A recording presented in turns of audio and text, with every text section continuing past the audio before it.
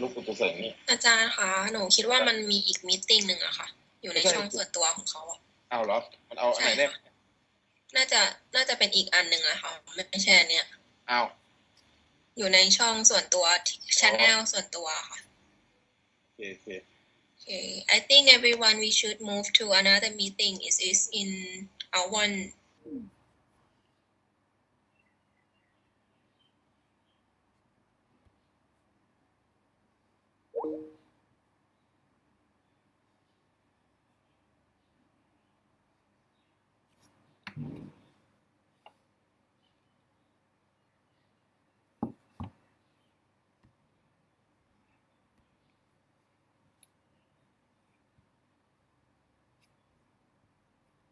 Nice to see you. Hello.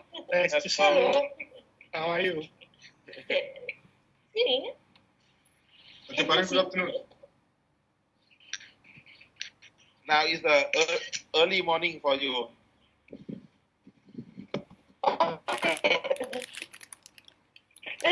No problem.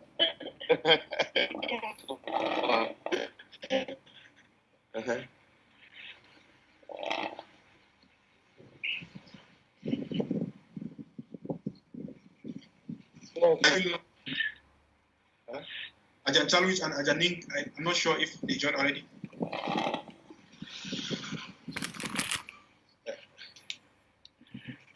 I will call to her. Okay.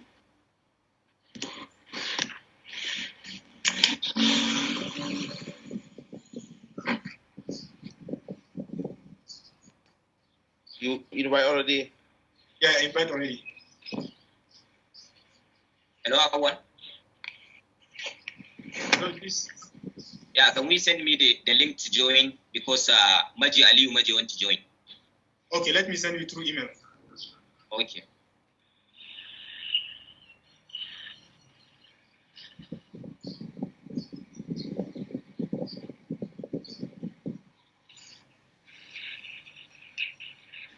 I not see account of Ajahn Ning in here. In the gate. You said? Okay, I'm in. Okay, she's in now. Okay. Cholwich is in as well. Okay, so go ahead. So this is the I don't know, are you here? Yeah. Yes. Okay, Professor Tammer here. Hello. Okay. Oh, I can see you. I don't hear you. Okay. So do we have other committee here? We're still waiting for Ajahn Thana and Ajahn Chatchawan. I think they're still not. Okay. Let's What I remind them just now. He said, Maybe okay. everything for 2 minutes. Okay, Ajahn Cholwich is here already. Yeah. We haven't told me this here. Okay. All right. So who else do we have left? I think Ajahn Thana and Ajahn Chatchawan. I cannot find them. Okay. You invite him already. Yeah, I invite him already. He know that time. Yeah, I remind him just 5 minutes ago.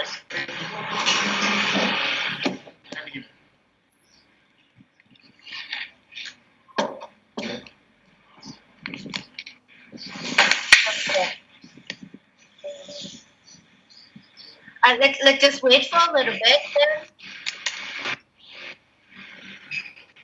Yeah.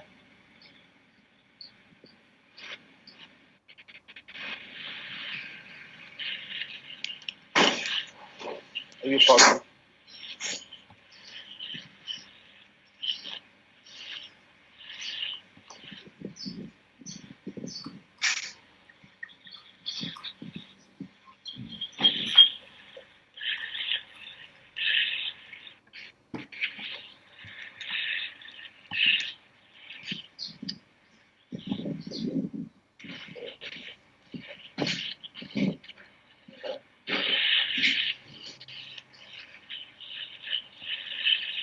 Also, I invite Mr. Sutthibutpong, but yeah. Okay.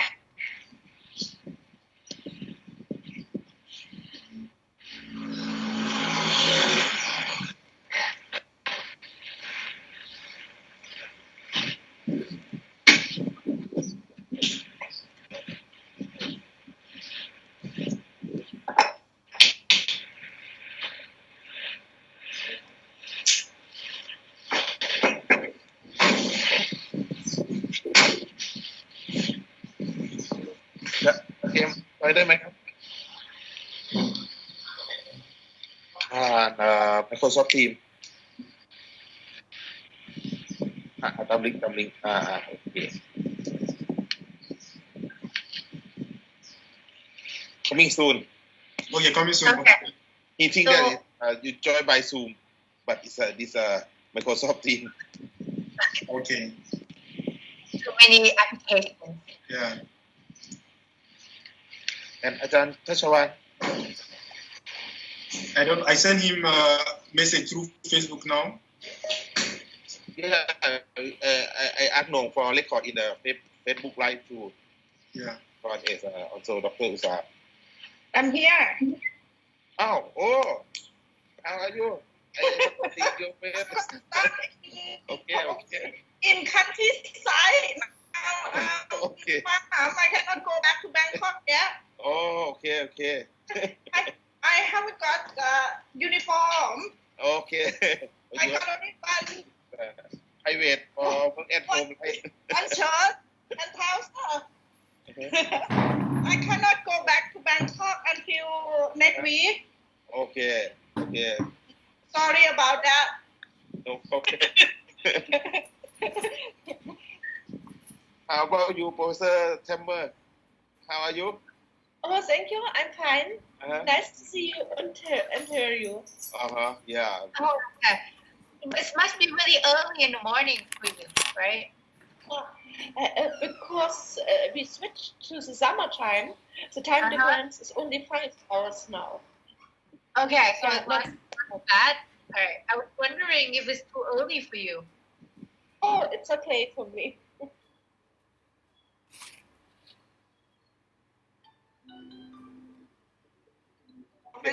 You from ฮัลโหลครับ which country? I'm from Germany. สั่งอะไรมาครับ yeah Many hour different. I think Ajahn is here. โอ้ Do we have one เก๋ left? กูดเลย Yeah, one left. Okay. โอ้ Can you get a more? สุดยอดเล You ย have his phone number? I only have his Facebook and I sent him message to Facebook. Okay. โอ้โห Or maybe I ask people Yeah. to contact him. Okay. Yeah, สุดยอดเลย Yes? you can call him through this application. ทำอะไรอยู่ครับ Okay. Yeah, just go add อิ่มเลยสิ more option, add participant, then you just put his หมู email, อิ่มเลยสิ then the application will automatically call him. Maybe if it is online, you can see the call. น้องกำลังจอยข้อสอบน่าจะไปเอาผ้ามาไว้ก่อนไม่ต้องทำอะไรแล้วน้องโทรหาอีกทีนะดูข้อสอบก่อนครับอันนี้งับ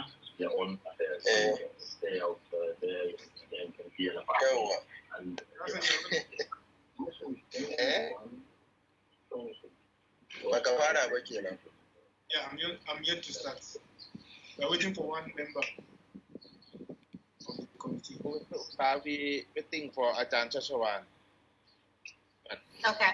but อาจารย์ชัชวาน inside but I don't know I'm calling him but through the application, but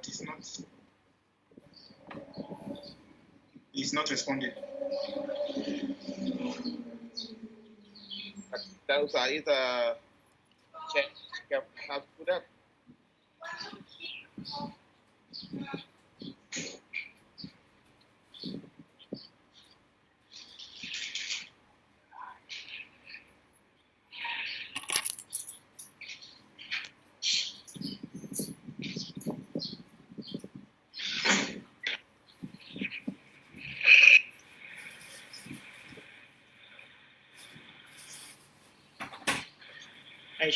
I checked the status of Ajahn Chatchawan. He is presenting something in this application. He forgot to schedule an event. yeah Because I already talked to him, he said it's okay. I told him the time. And I also remind him a few minutes ago through Facebook. It seems he is in another call and he is presenting something.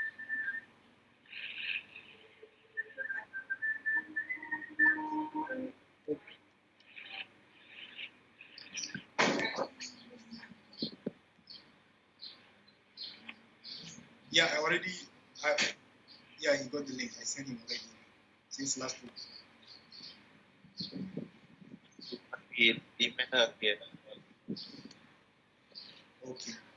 Okay, yeah. We are waiting for him only. Everyone is ready. Yeah. Okay, thank you. I think we can start with Let's wait for him for like a minute. Let's start at 1:40. So let's wait for like 1 more minute, and then we'll start. And then enjoy us. Yeah. Would that be okay with all of us? Okay, you can decide. Ning, you have as a chairman. I know. Yeah. 1 more minute. 1 more minute. And then we start.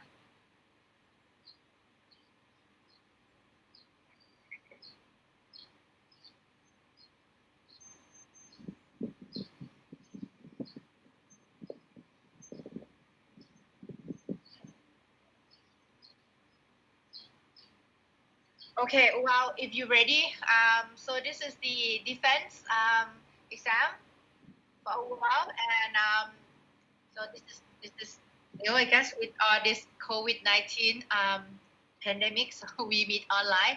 All right, so if you're ready, well, go ahead and if one of the committee join, he can join later. All right. Okay. Okay, go ahead. Oh, and for everybody else, could you please mute your microphone? Thank you.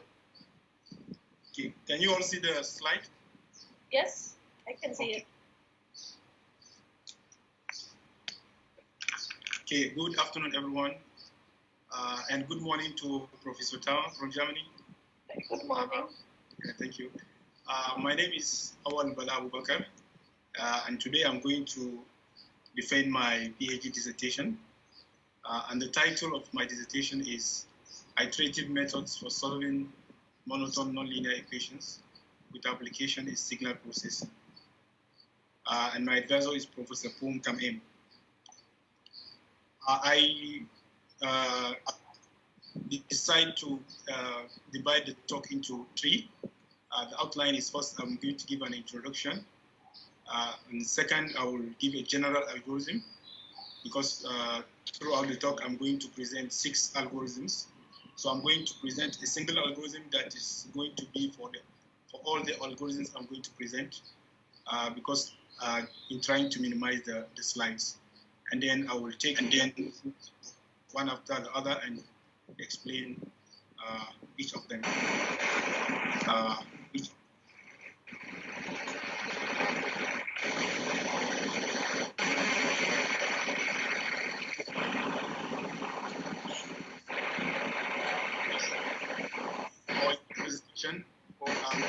We are considering a problem in a vector x in omega, where omega is a subset of Rn.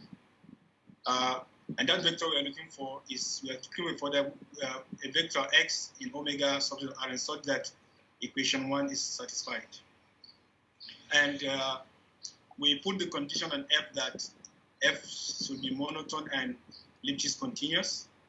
And the subset of Rn omega is non-empty, closed, and convex. Now, in this kind of setting, we have 2 cases.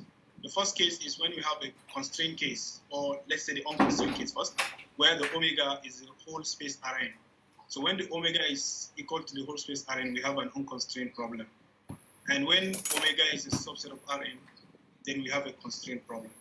So throughout this dissertation, we are going to have some algorithms which are for unconstrained problems and some algorithms that are for constrained problems.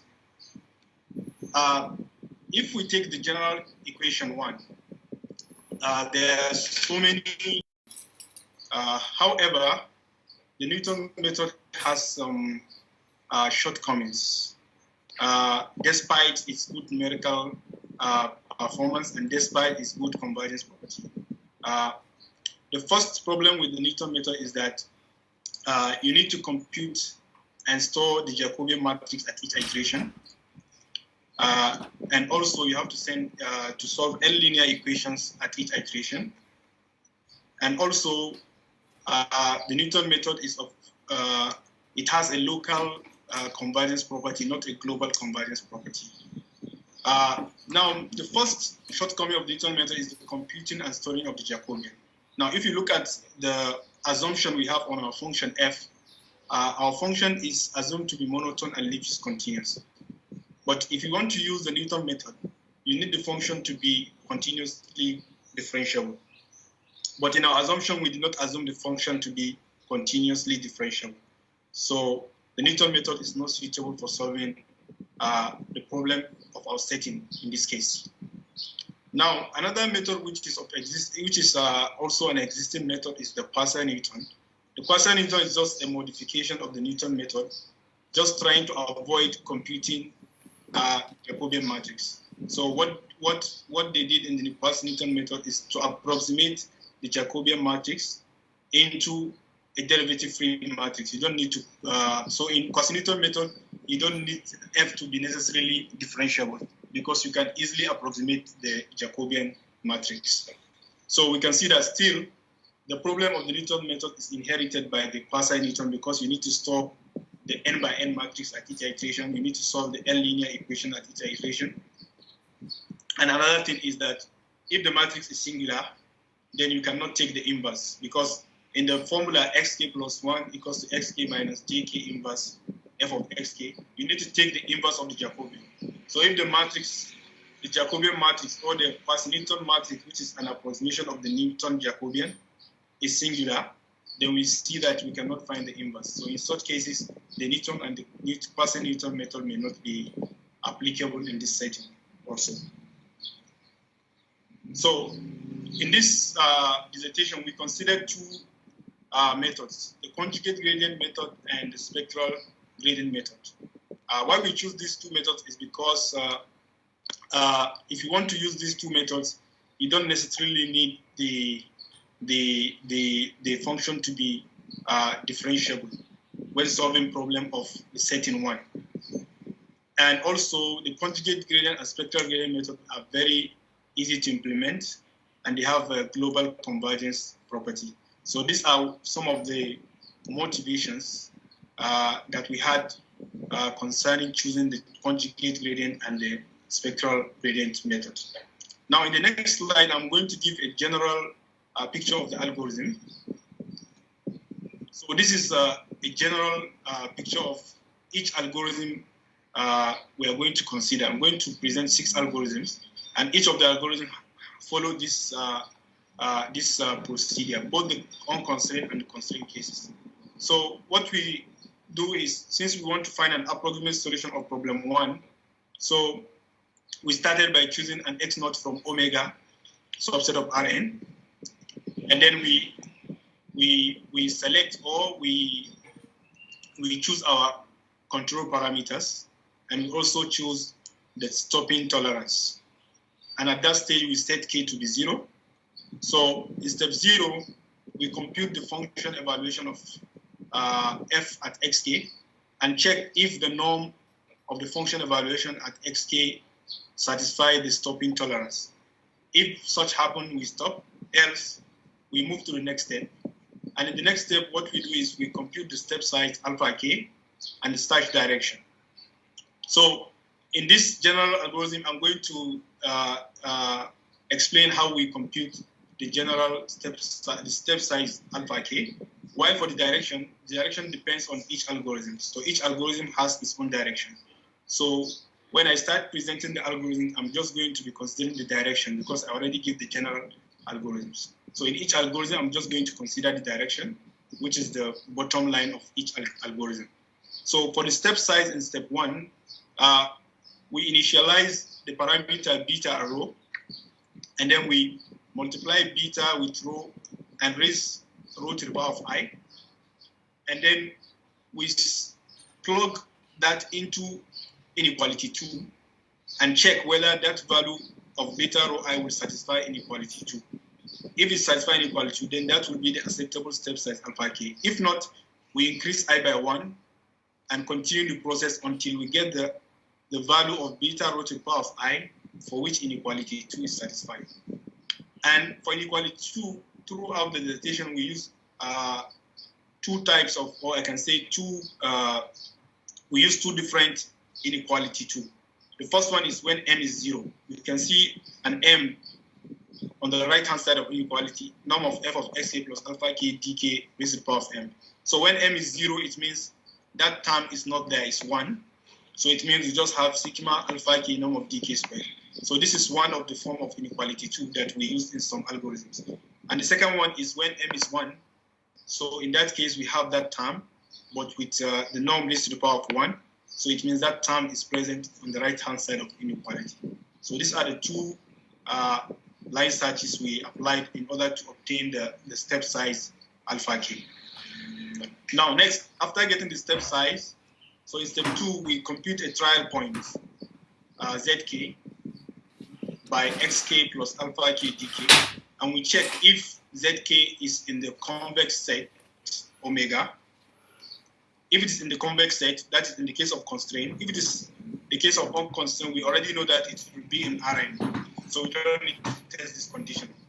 So if zk is in omega, we check, and if it satisfies the tolerance, we stop. Otherwise, we compute the next iterate by projecting the previous one onto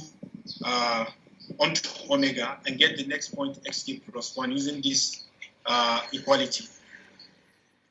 So we can see that if omega is Rn, that is when we have an unconstrained problem. So sk plus 1 will just be what is inside the square bracket.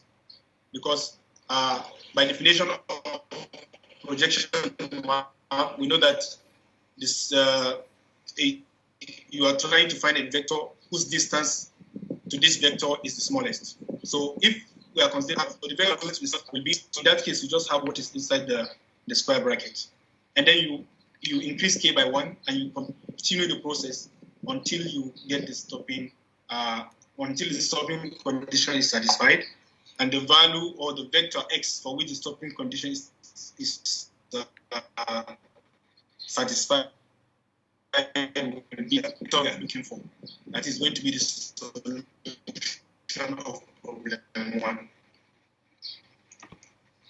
Now, in the next slide, I'm going to give a pictorial picture of the general algorithm.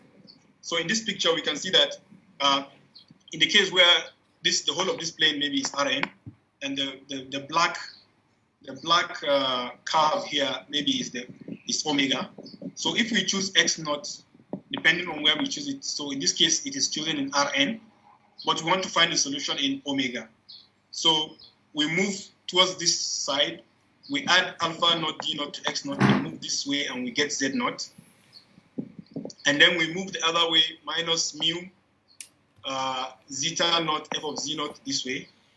And then we project this using the projection. So we get the distance, the smallest distance from this point to this point will be on the boundary. So we have x1.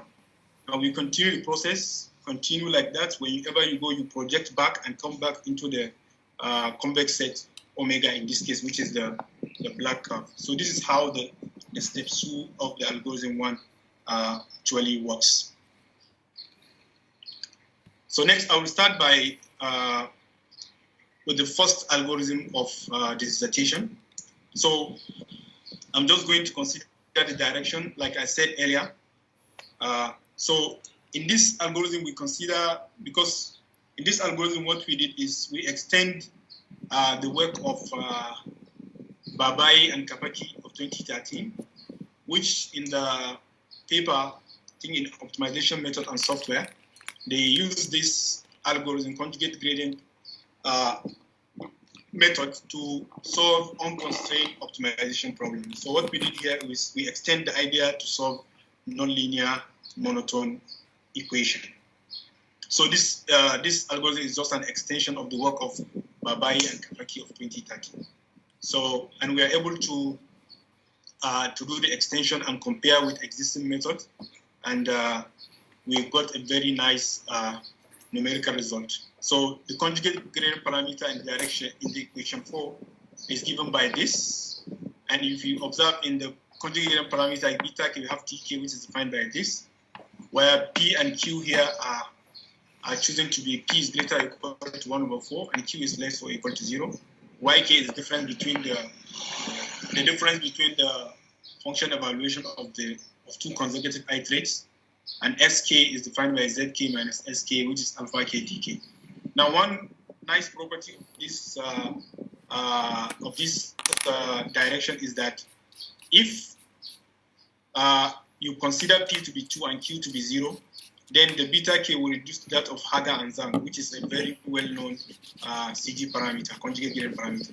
And also, if P is 1 and Q is 0, it will reduce to that of Dye and Co. So this direction actually generalizes two existing directions, which is that of Hager and Zhang and Dye and Co. We are able to show that the sequence generated by this algorithm converges to the solution.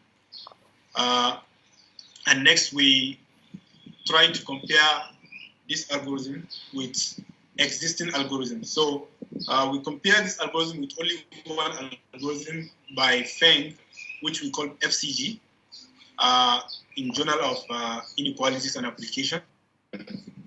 And we can see we have three graphs. The top left is the graph generated by the Dolan and Moore performance profile for the number of iterations. And the top right, we have the number for the number of CPU time, for the CPU time. And at the bottom, we have for the number of function evaluation. So I will quickly explain how the graphs, what the graph entails. So if you want to know the best solver, here we have two solvers. DLPM is the proposed algorithm, and FCG is the algorithm proposed by Feng. So to know which is the best solver, you look at the y-axis.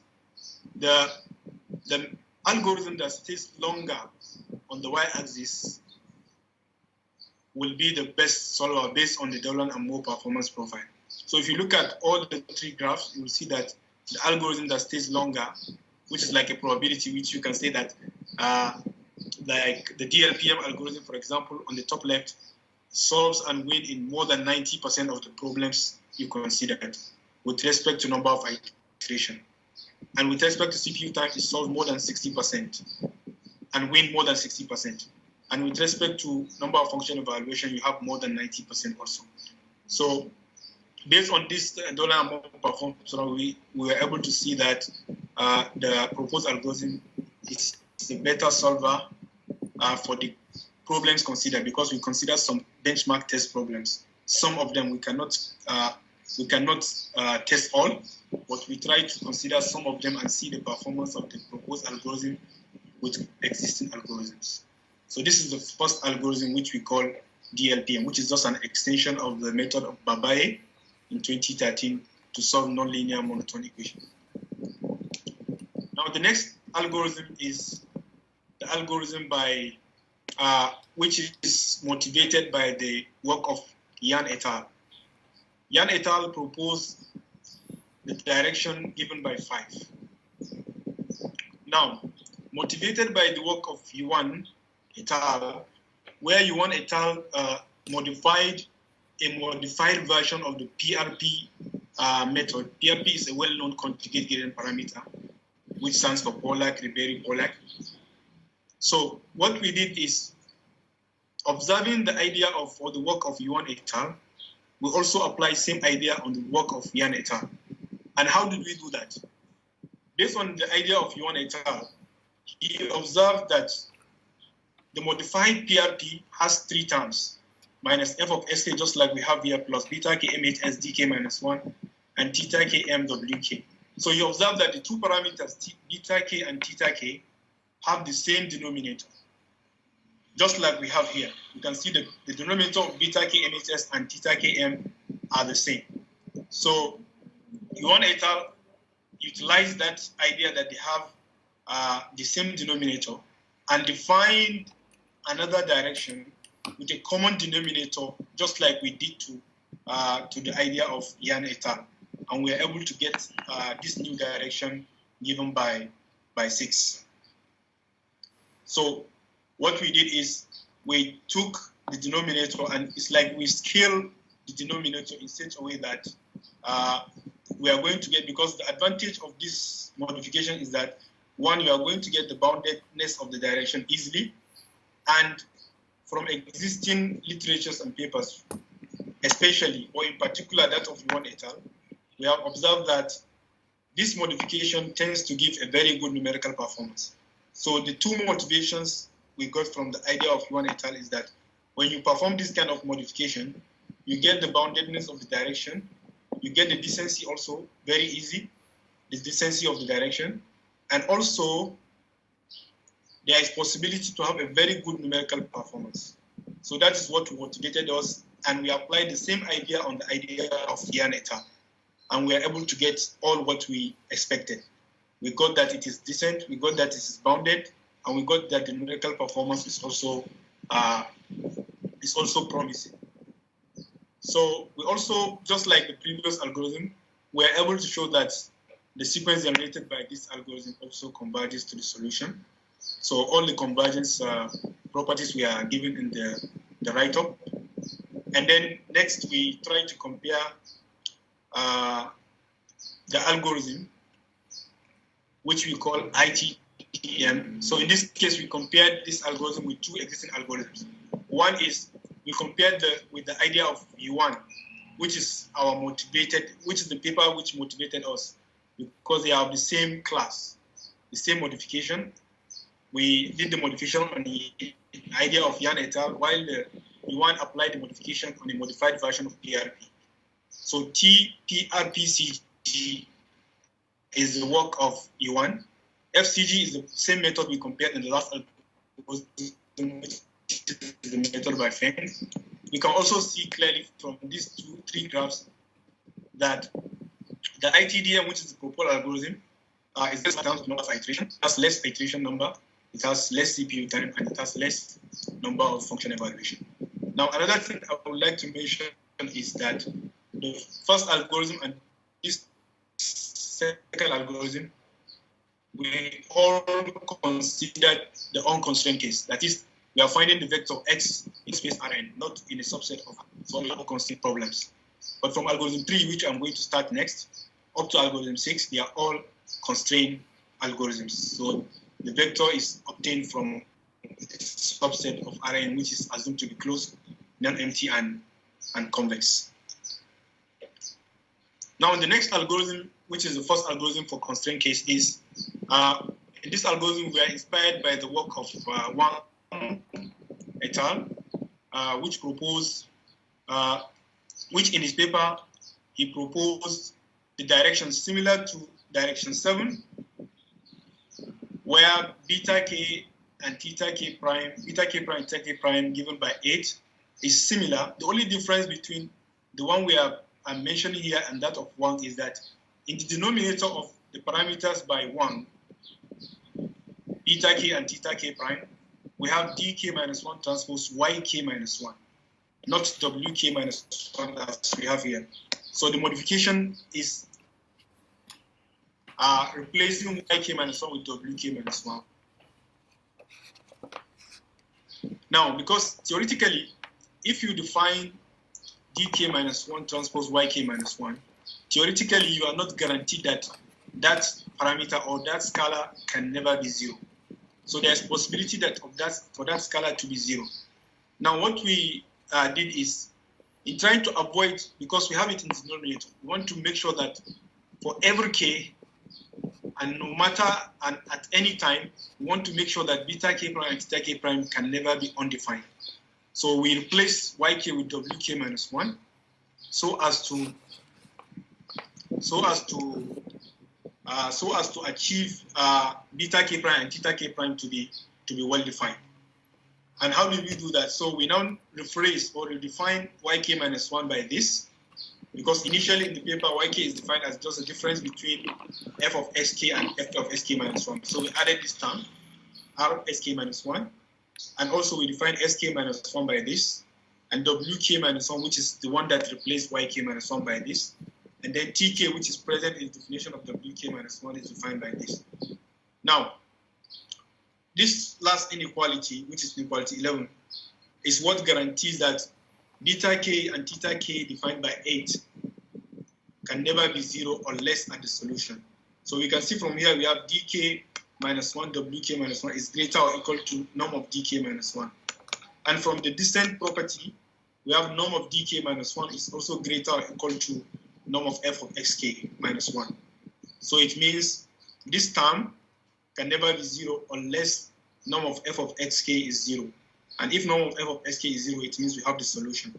So this makes beta k and theta k to be well defined. Now, another thing is that where we got the idea of this modification, apart from making it well defined, it has been shown, or from the literature, or from that particular paper by Liu in 2015, we are able to see that numerical performance of this kind of modification is also promising. So these are the two motivations. One is to make the denominator to be well defined, and two, to see if we can get a very good numerical performance. We are able to show that the direction is bounded, is descent, and the sequence generated by this algorithm converges to the solution. And next, we try to see if we are going to have a very good numerical performance. So for this algorithm, we perform two experiments. One is we try to solve nonlinear monotone equations using some tests and benchmark test problems. In the right top, we have the tables. I did not give the graphs, so I don't know, because I followed the trace of one paper, so I did not provide the graph, but the table is there in the right top, and we compared with the PCG algorithm, which is the paper by Liu and Feng, and we are able to see that we are able to outperform the algorithm of PCG of 2015. And then we perform another experiment in trying to recover a noisy signal. So we can see here that we have four pictures. The first one at the top is the signal, which is original signal, and the second one is the noisy signal, and the last two are PCG algorithm and the proposed algorithm MSCG. And we try to see, using the two algorithms, to restore or to recover this noisy signal back to the original. And then we consider three metrics. We consider the mean squared error, MSE, the iteration number, ITA, and the time. So we can see from these last two that the time and the iteration required for the proposed algorithm to recover the noisy signal back to the original is less than the time and the iteration number used by PCG. However, in terms of the mean squared error, the mean squared error of the PCG is less than that of the MSCG. And we are going to show in the next subsequent, because this is the first experiment, our first experiment on signal. So we were able to notice that the MSE, we need also our MSE to be less. So in subsequent algorithms, we are going to see that we are able to outperform some algorithms in terms of the mean squared error also.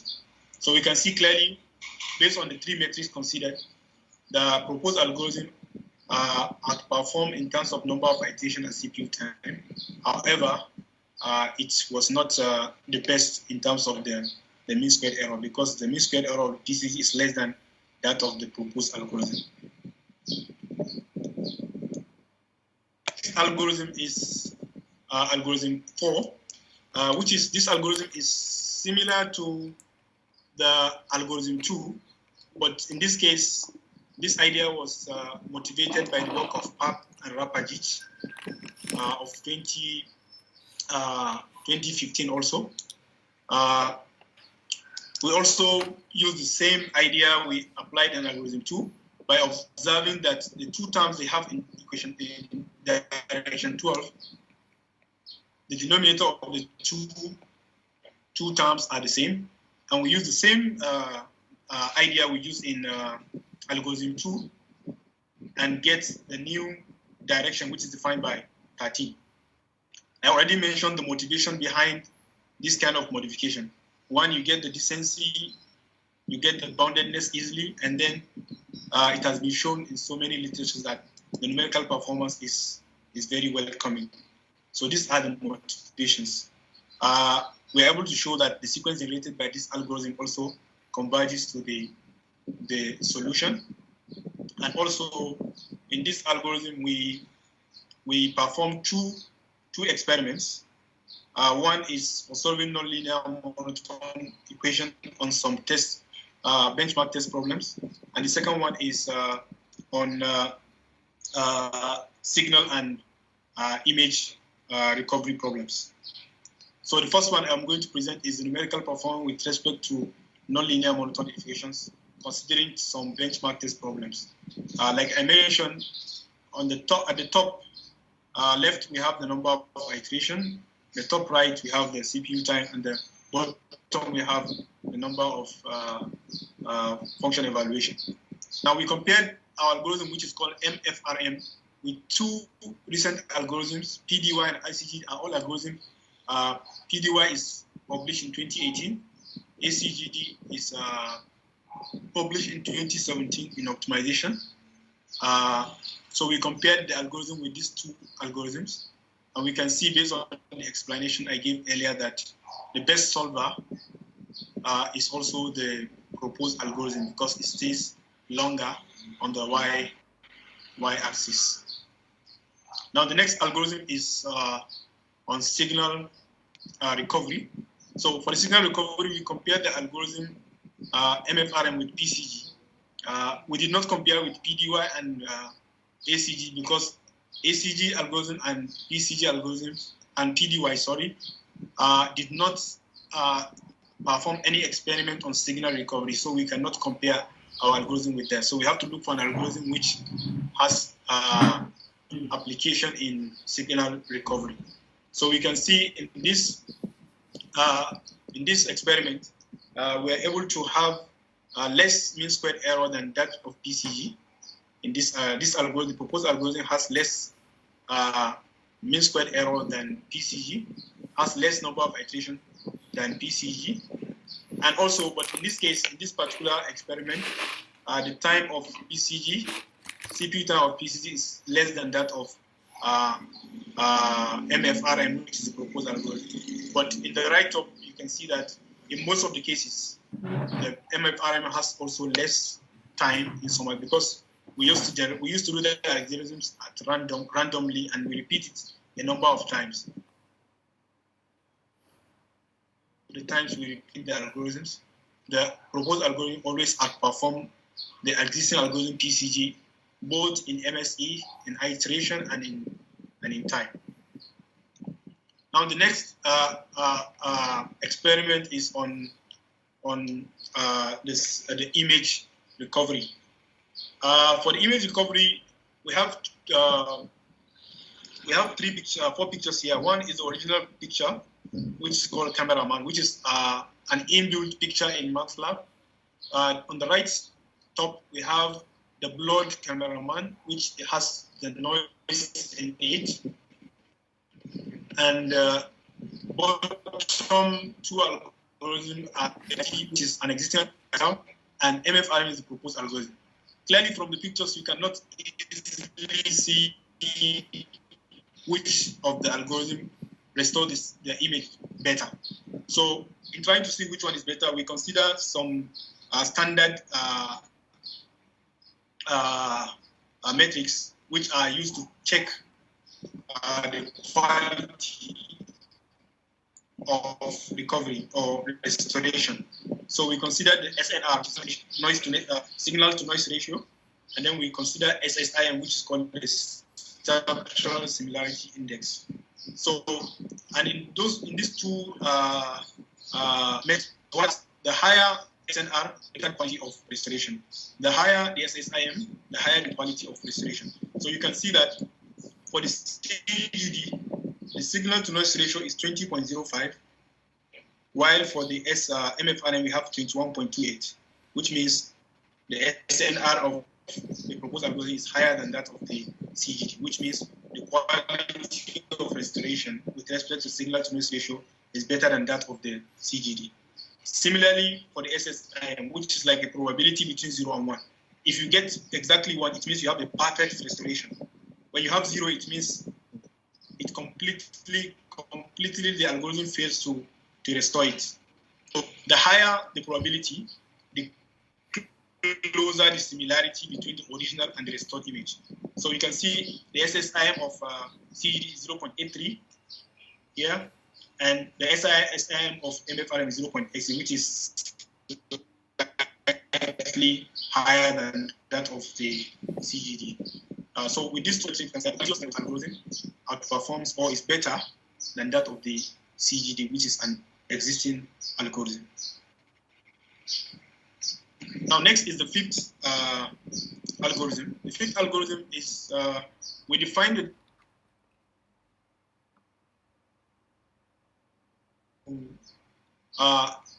the beta k in 14 is defined by 15. So initially the direction is just 2 terms minus f of xk plus beta k dk minus 1.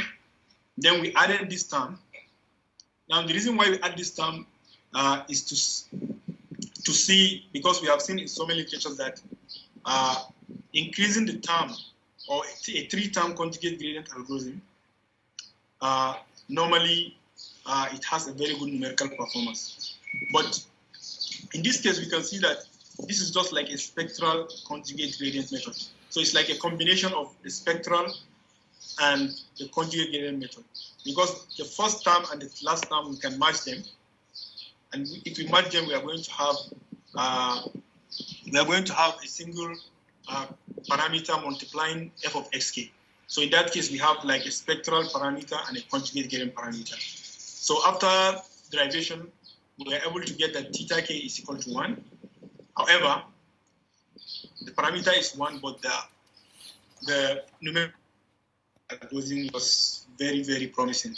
So we are able to show that the direction is descent is bounded, the sequence generated by the algorithm converges to the solution, and also in trying to see the numerical performance of the algorithm, we also compare it with some existing algorithms, and we consider 2 experiments in this case. We consider experiment on nonlinear monotone equations, and then on image restoration. So for nonlinear monotone equation, the proposed algorithm is called algorithm 2.3, which we call GCG also. We compare it with PCG and PDY algorithm.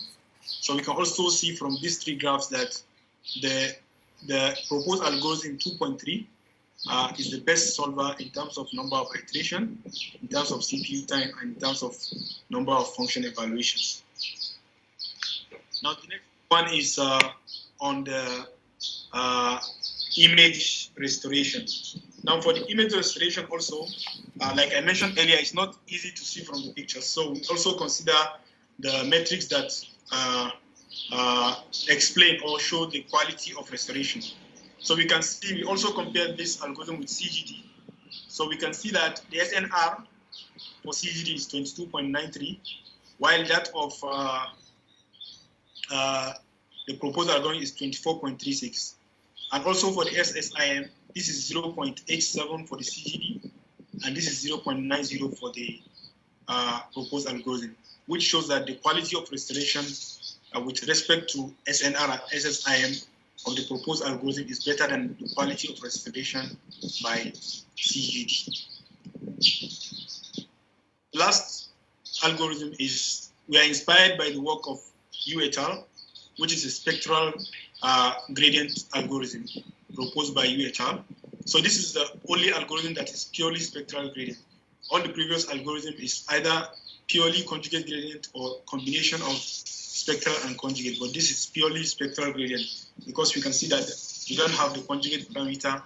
The next term, which consists of the conjugate parameter, is not there. So in this algorithm, what we did is we took 2 existing spectral parameters, which we call TK star and TK star star. They are all existing existing spectral parameters. So we now say, okay, since they are existing spectral parameters, now can we make or can we consider a convex combination of the 2 spectral parameters and see what will happen?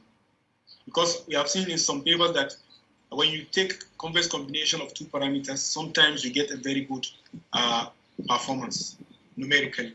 So that is our motivation. We try to see if we combine them as a convex combination, what are we going to achieve? And we did that, and luckily enough, we got a very nice result. The convex combination is given by 17, where the tau k is in 0, 1, which makes it a convex combination. Theta k star is defined by this, and theta k star star is defined by this. Sk is given by this, and yk is given by this. So we are able to show that this direction defined by 16 is descent. It's a descent direction. It's bounded, and the sequence generated by the algorithm converges to the solution. So next is to see the numerical behavior. So for numerical behavior, also we consider some experiments. The first one is on nonlinear monotone equation, as usual, because the title of the thesis is iterative method for solving nonlinear. So all the algorithms, we have to see how they perform with respect to nonlinear monotone equations, and then we see the application also. So in this case, we can also see that the proposed algorithm is called PSGM, and we compare it with PCG and SGPM. PCG is the method by Liu, 2015, and SGPM is the method by Yu et al., which is one of the motivational papers that we considered. So we can see in the three graphs, like I explained, the best solver is also the proposed algorithm with respect to number of iteration, with respect to CPU time, and with respect to number of function evaluations. Now the next experiment is on signal recovery. So for the signal recovery, we compare with two algorithms, PCG and SGCS. The SGCS is the paper by Zia, where the paper of Yu et al. Was applied to solve signal and image recovery problem. And the algorithm was called SGCS. The paper is Yu et al. Paper was in 2009, and the paper which the algorithm is called SGCS is published in 2011. So we compare with these two algorithms, and we can see that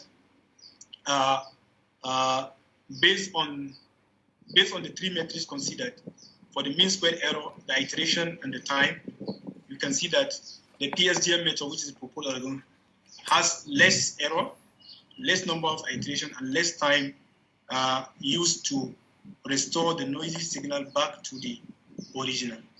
Clearly from this, we can see that. And the last one is application in the image restoration. So at the top, we have the recovery of this image, which is called Pepes, which is an inbuilt image also in MATLAB, recovery by SGCS and recovery by PSGM. And at the bottom, we have recovery by PCG and recovery by PSGM. Now, just like we did in the previous topic, we consider the metrics that show the quality of the restoration. So for SGCS, it has 21.68 SNR and 0.85 SSIM. For PCG, it has 22.29 SNR, while the PSGM has 22.73 SNR and 0.87 SSIM. So with respect to the quality of restoration, we can also see that the proposed algorithm has a very good quality, more than that of SCGS and PCG. Now, on this note, I would like to mention that all the 6 algorithms we presented or we considered, I'm happy to inform you that all the 6 algorithms were published. The first one which is the first algorithm I presented, is published in numerical algorithm. And the second one is published in computational and applied mathematics. The third one is published in mathematics, MDPI. The fourth one is also published in mathematics. The fifth one is published in mathematics also. And the last one, which is the spectral gradient, I just finished explaining now, is just accepted just a few weeks ago. We are expecting the Gali proof any moment soon. Also, I was able to attend some conferences. The first one is in Republic of Korea. The second one is in Chiang Mai, Thailand. The third one is in Spain, Rota. The fourth one is in this year, 2020, in January, in Muscat, Oman. And then the last one is just last month in February. I attended another conference and presented some of these works in Malaysia. And before I go, I would like to give a special thanks to Professor Christiane Tammer for giving me the opportunity to visit her for 6 months, from 10th of May 2019 up to 30th October 2019. This is a very rare opportunity. I would like to thank you personally, and on behalf of all Fixed Point family, thank you for this opportunity. I really appreciate it. Thank you. Thank you for listening. Okay, thank you very much. So, are there any questions from the committee? Yes.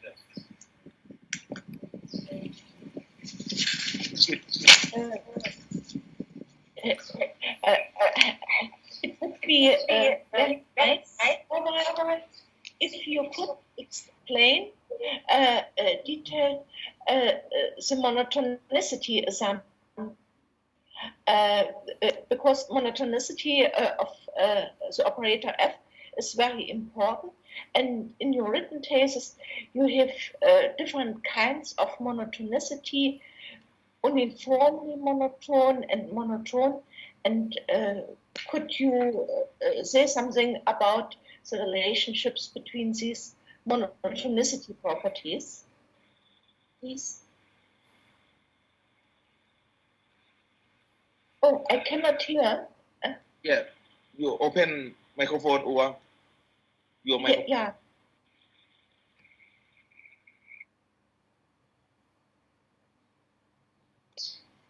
Okay, can you hear me now? Yes. Okay, I think you are referring to one of the algorithms where I assume that the function is uniformly monotone. Yes. Yeah, And actually, in that algorithm,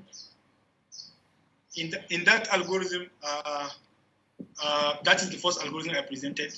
The reason why we choose it to be uniformly monotone is because we have some problem in the denominator, just like I mentioned in one of the algorithms, that in trying to see how we can modify the denominator in such a way that it will be undefined, and also we can achieve boundedness. So in that particular algorithm, we notice that if we assume just monotonicity, then we are not going to be able to bound the denominator of the conjugate gradient parameter.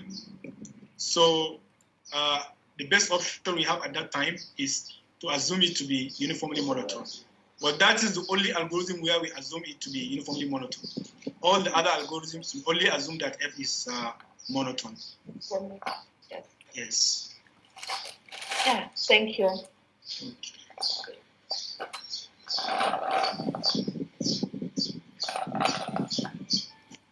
Thank you. Other questions? Excuse me. So we know that algorithms such as conjugate gradients, spectral gradients are used for multivariables problems. Yes. Now we are talking about signal recovery. So can you describe how signal recovery can be described in terms of multivariable problems? Can you repeat the question, please? Okay, sorry. So normally we use conjugate gradients algorithm for multivariable problems, right? To make it noisy to be equal to B. So in trying to see how we can minimize that noise, the issue of the L1 minimization problem comes into play, which is the L1 minimization problem, which is like a minimization problem initially. Our problem cannot solve minimization problem because we are considering the problem of f of x equal to 0. Now, if you check through the write-up, you will see where I cannot remember, in literature, there is a place I call reformulation. Now, in that reformulation, you will see where the actual problem was reformulated into a problem that looks like our problem. So it means, and in that formulation, you can see where they said that solving the minimization problem, which is the actual scenario, is equivalent to solving the problem, where the problem, they call it f of z equals to minimum of hz plus c something equal to 0. Where they said that what is happening there is a component-wise minimum. So that is actually where the reformulation comes into play. I don't have much detail on the minimization problem because I'm not considering minimization problem. My main focus is, after the reformulation, can I apply my algorithm to solve such problem? So that is just my contribution here. Okay. Yeah. And another question is, so when we consider like ax equals b, right? And x might be a vector or an array, right? Yeah. So when you talk about direction, so you want to define the direction for another steps. So how can we tell that what is the most important term in your algorithm that make this searching efficient? Like what term is the most? The two things that are important in this algorithm, one is the direction. One is direction. Direction is very, very important. And two is the step size also. Now the problem with the step size is, for now, there is no optimal value for that step size. So everybody is trying to always just define a parameter that works for him for a particular algorithm. But that particular parameter may not necessarily work for other algorithms. So it's just like a trial and error problem. We still don't have an optimal parameter for choosing the step size. So for now, when you develop an algorithm, the two important things are the direction and the step size. They are very important. First, in my own case, if you define the algorithm, it is very crucial that you need the direction to be decent, because you are going to use it in showing it is very helpful in showing the convergence of the algorithm. And also you need to show that the direction is bounded, because it's also useful in showing the convergence of the algorithm. And then the step size, you have to choose a very good step size. You have to make sure that your step size is very good. But the problem with the step size, up till now, we don't have an optimal way of choosing it. We always get it using the line search procedure, which is just like a trial and error problem. For example, I mentioned something like the row in the general algorithm. Now that row, in some algorithm, we see that they choose 0.5, the initial value of row. But that 0.5 may not work for another algorithm. So maybe if you develop another algorithm, you need to change the value to like 0.8 or 0.9 to get what you want. So still, researchers are still thinking on how to get an optimal value for that step size. So just an idea. So as the iteration is in progress, like you are performing the calculations, what parameters that is there any parameters that can tell you how fast the conversions are, and then when we see that the convergence is fast or slow, the parameters such as step size or directions, can it be adjusted in real time, or does that too much for the computer? We just keep doing that, or we just lose the computer time? I think we only use the computer time for now. Okay. We use the CPU time now for now. Yeah. Okay. Right. Thank you. Okay. Thank you. Okay. Anybody else? I have one question. Like, X algorithm, and can you say, from the result, can you say that the algorithm 6 is the best one for the signal recovery and image restoration problem? I cannot hear you very well.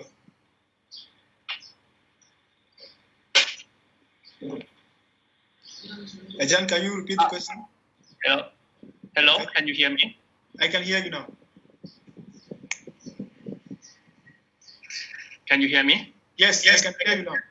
Okay, so from you have presented 6 algorithms, right? Yes. And it seems like the last one is the best algorithm. Is that right? That I can, like, if I want to apply your algorithm, like I want to solve the image restorations or signal recovery problems, and I can start running algorithm 6, or is there any constraint that limit the performance of the algorithm? I cannot say it's the best now because we have not exhausted all parameters. Based on the parameters we considered, we can say for now, if you look at all the experiments, you can see it has the better quality, the last algorithm. But maybe if someone has a very useful, has enough time to check, because the parameters, the domain of the parameter is very large, perhaps there may be some values you choose as parameters that will make the other algorithm to be better than the last one. But for now, we can say that it is the best one, but we are not sure because we just select the parameter that works out at a particular time. But there may be possibly a better parameter that will work for the other algorithms. So for now, I cannot say. But for now, based on this, what I present, yes, the last algorithm happens to have a better quality of recovery. Sure. Okay, thank you. Okay, anybody else? Anybody else?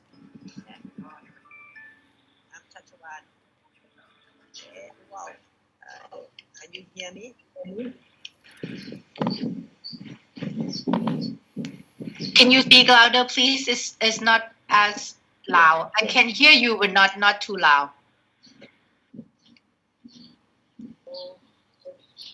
Is it better? A little bit. Okay. Oh, wow. Can you hear me? Oh, well, you are mute right now. I can hear you, but not.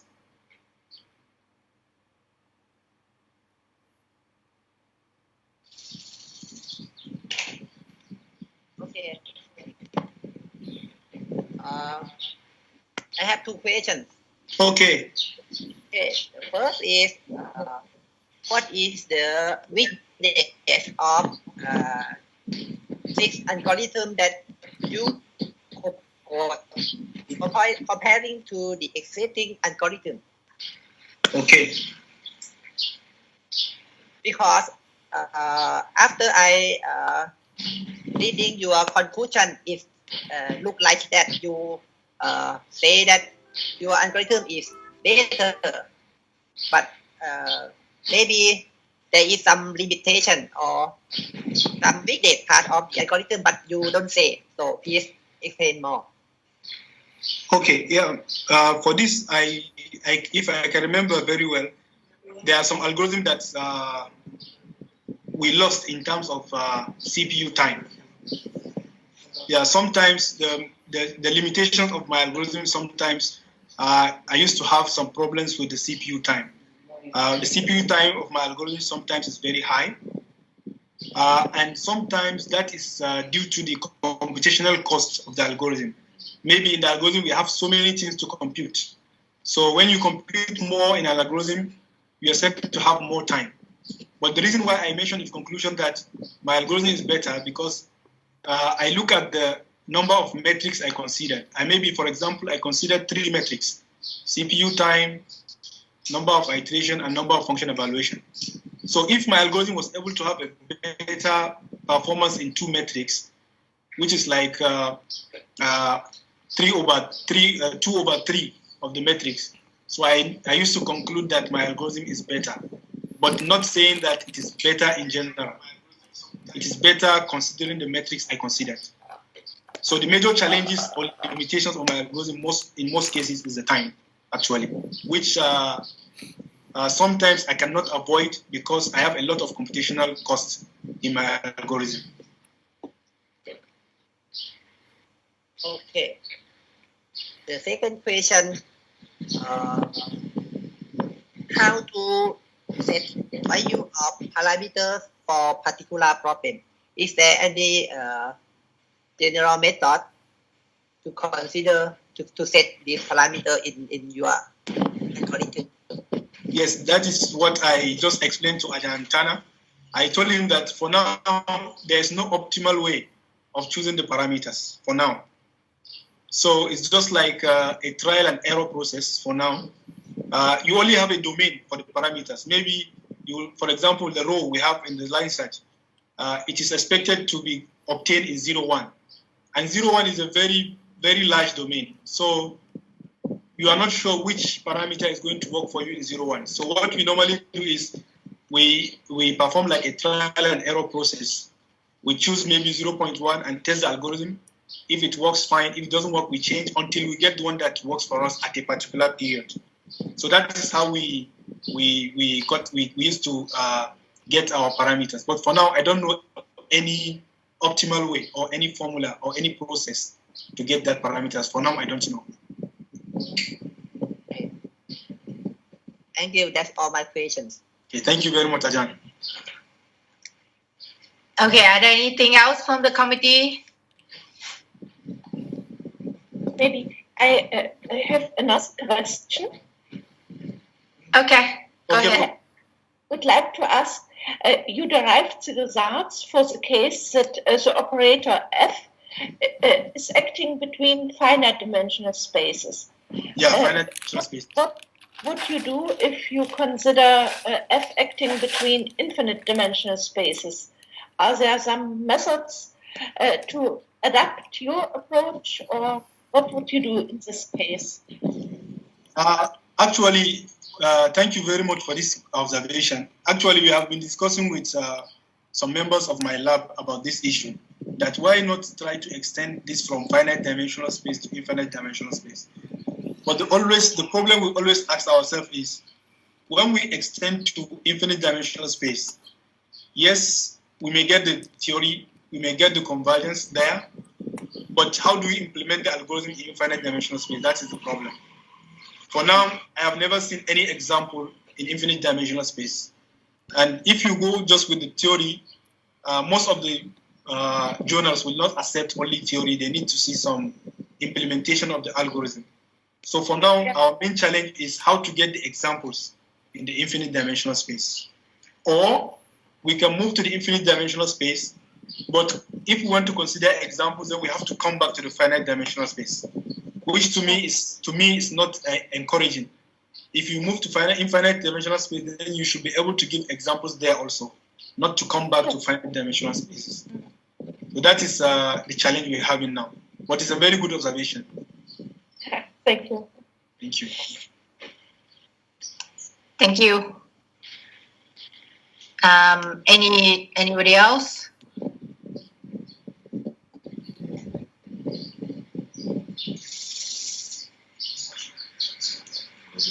Are there any questions?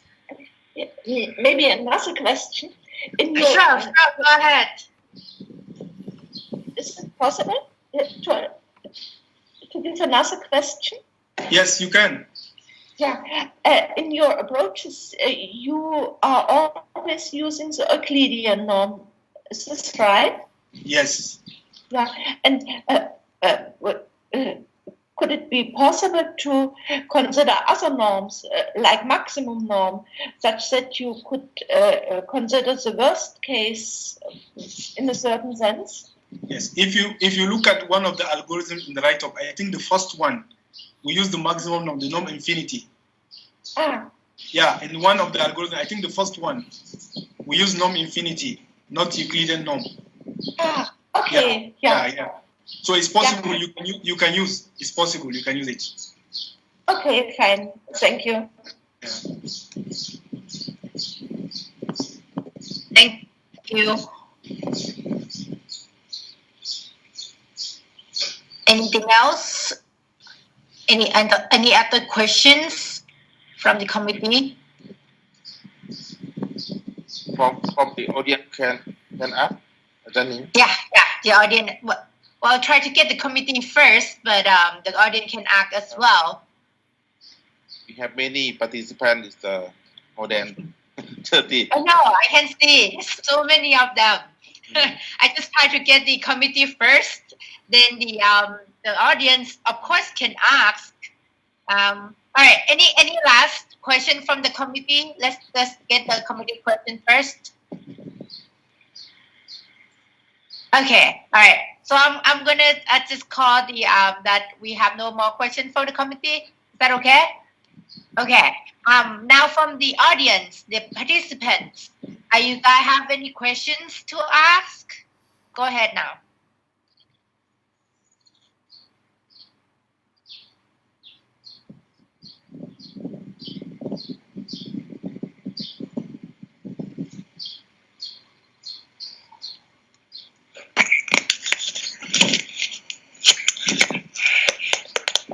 Say your name first before you ask the question. Yeah.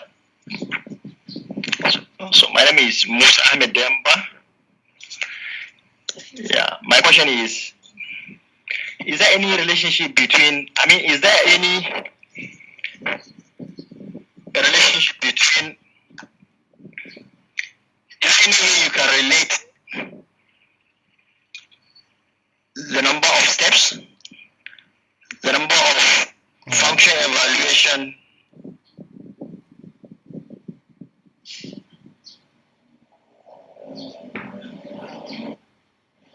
Hello? Musa, are you there? Hello, what I'm saying is there any correlation between these terms, the number of steps, the number of function evaluation, the error, and the error?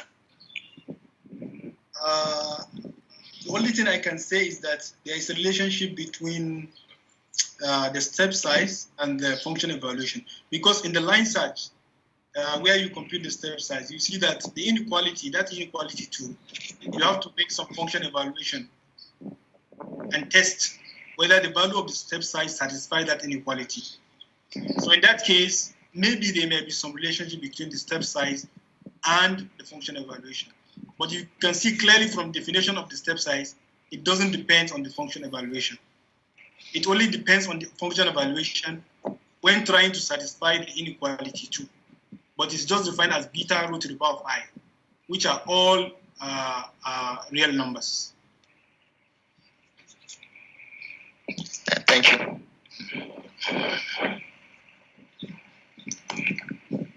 Other question from the audience. Go ahead.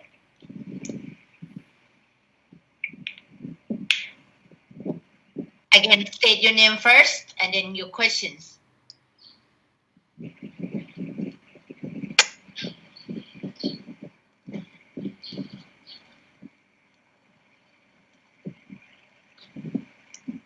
All right, nothing else? How about the committee? You guys have any other questions? Okay, all right. Okay, no questions, no other questions, right? Okay. If that's the case, other participants that are not committee, could you please hang up and let's just leave the committee and then we can discuss the exam.